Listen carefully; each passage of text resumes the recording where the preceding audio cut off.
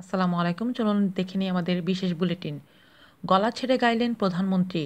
গণভবনে নববর্ষের শুভেচ্ছা বিনিময় অনুষ্ঠানে পেশাদার শিল্পীদের সঙ্গে গলা ছেড়ে গান গেয়েছেন প্রধানমন্ত্রী ও আওয়ামী লীগ সভাপতি শেখ হাসিনা।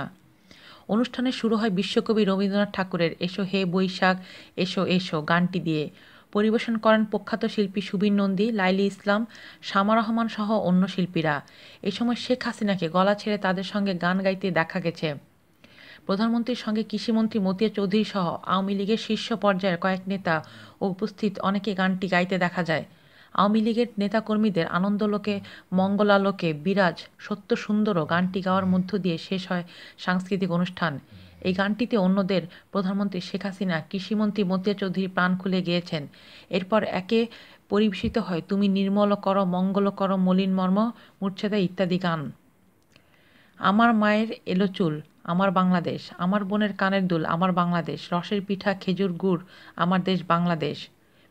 নববর্ষ উদযাপন উপলক্ষে আওয়ামী লীগ ও সহযোগী সংগঠনের নেতাকর্মী সহ বিভিন্ন শ্রেণী পেশার মানুষ এর সঙ্গে শুভেচ্ছা বিনিময় করেন প্রধানমন্ত্রী। তবে এবারের আয়োজনটা অন্যবারের চেয়ে পুরোপুরি ভিন্ন। আজ এই পর্যন্তই। আল্লাহ হাফেজ।